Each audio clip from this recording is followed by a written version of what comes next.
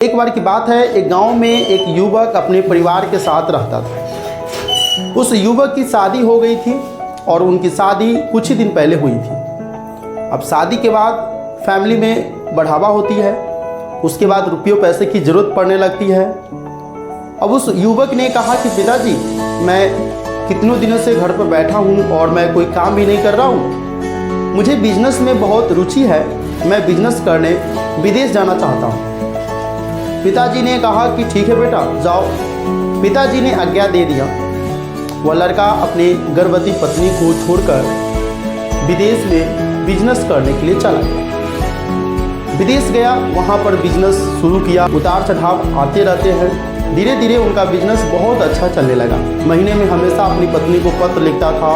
ऐसे करते करते 17 साल बीत गए और एक बार अचानक पत्र लिखते हैं अपनी पत्नी को कि मैं अब 17 साल बाद अपने घर पर आ रहा हूँ। वह व्यक्ति वहाँ से निकला, जहाज में बैठा। जहाज में उसे एक व्यक्ति दिखा जो बहुत ही दुखी था। वह व्यक्ति उस दुखी व्यक्ति से पूछा, भाई क्या प्रॉब्लम है, क्यों दुखी हो? उस दुखी व्यक्ति ने बताया कि मैं इस देश में अपने ज्ञान के सूत्र बेचने आया था, लेकिन इस देश में ज्ञान की कोई मोल ही नहीं है, कोई ज्ञान को खरीदता ही नहीं है। अब ये व्यक्ति उस देश का था। अब जिस देश में वो जा रहा था, उसी देश की यह व्यक्ति हिनाई कर रहा था, बुराई कर रहा था। व्यक्ति बहुत बड़ा हो गया था, बिजनेस करके बहुत पैसे ला रहा था। वो व्यक्ति सोचा कि मैं अपने देश में अपने देश का अभिमान करना चाहिए, मुझे अपने देश के बारे में भी थोड़ा सोचना चाहिए। मैं पैसा तो बहुत कमाया हूँ, लेकिन यह आदमी अगर विदेश में जा करके हमारे देश की बुराई करेगा तो वहाँ पर लोग हंसेंगे। चलो हम इनकी ज्ञान के सूत्र खरीदते हैं। पूछा कि ज्ञान के सूत्र का मूल्य कितना है? वह व्यक्ति बताया कि एक ज्ञान के सूत्र का मूल्य जो है 500 स्वर्ण मुद्राएं हैं। उस व्यापारी को थोड़ा महंगा लग रहा था। सोचा कि अब अपनी भूमि के बारे में, अपनी कर्म भूमि को तो हम बेइज्जती नहीं होने देंगे। फिर भी वह व्यक्ति यानी बिजनेसमैन उस ज्ञान की मोल दे करके उसे खरीद लिया। उसमें पहला ज्ञान दिया कि कोई भी काम करने से पहले 2 मिनट सोच लेना। वह बिजनेसमैन जो था अपनी नोटबुक में जो छोटा सा डायरी था उसमें उसे नोट कर लिया।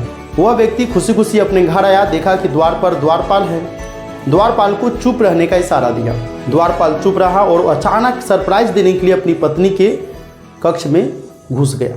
जैसे ही अंदर गया तो देखा कि उसके बेड पर एक युवक सोया पड़ा है।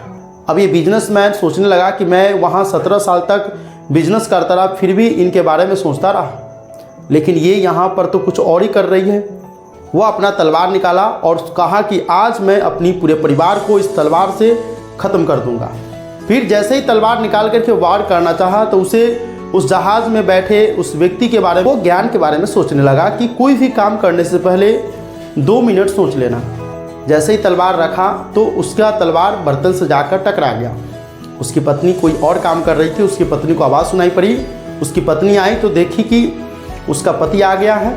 बहुत खुशी से बोलने लगी कि स्वामी, मैं आपके बिना पल पल काट रही थी, अब मैं खुशी से आपके साथ रह सकती हूँ। अब वो व्यक्ति बेड पर बार बार देख रहा था। वो पत्नी समझ गई। पत्नी ने अपने उस युवक जगाया, कहा कि बेटा ये तुम्हारे पिताजी है, इसे प्रणाम करो। वो युवक जैसे ही प्रणाम करने के लिए चरणों में झुका, उसके ऊपर पगड़ी था, वो पगड़ी खुल गया और लंबा लंबा बाल पीछे से लटक गया। तब उस युवक की माँ ने कहा कि देखिए, आप तो थे नहीं यहाँ पर, 17 साल के बाद आए हैं और ये मेरी बेटी थी, कोई इसे बुरी नज़र से ना देखे, इसीलिए मैं इसे में पालन पोषण किया। वह व्यक्ति सोचने लगा कि यदि मैं आज तलवार निकाल करके बिना सोचे वार कर देता तो आज तो मेरा पूरा फैमिली ख़त्म हो जाता। अब वह व्यक्ति कहने लगा कि जो व्यक्ति हमें यह ज्ञान के सूत्र दिया उसके सामने 500 स्वर्ण मुद्राएं भी कम है। ज्ञान का कोई मोल नहीं होता है, उस व्यक्ति ने कहने लगा। दोस्तों, ज्ञान का कोई मोल नहीं होता है और वह व्यक्ति अपनी ज्ञान की सूत्र से अपने लाइफ को बचा लिया।